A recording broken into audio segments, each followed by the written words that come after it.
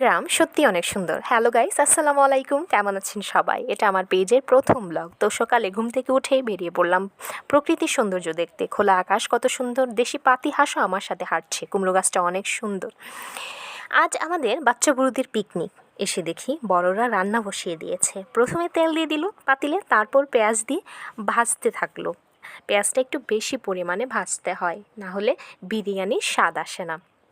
তো এদিকে নাড়াচাড়া করতেছে পাতিলে পেঁয়াজটা, আর অন্যদিকে আমার বোন চালগুলো ধুয়ে নিচ্ছে। চালগুলো একটু ভালোভাবে ধুয়ে নিচ্ছে। আজকে আমরা পিচ্ছিরা বড়রা সবাই মিলে পিকনিক খেলবো, এজন্য এই আয়োজন। অন্যদিকে মাংস রান্না হচ্ছে। মাংসটা এত লোভনীয় কি যে বলবো, ওফ!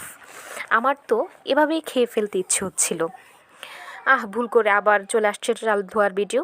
চোলাটা কি সুন্দর করে জ্বলছে। তো পাতিলে সব কিছু দেওয়া শেষ হলো, এখন রান্না হচ্ছে। ফাঁক দিয়ে গরু দুধ দিয়ে দিল আমাদের রান্না। ফাঁক দিয়ে গরু দুধ দিয়ে দিলে আমাদের রান্না প্রায় শেষ।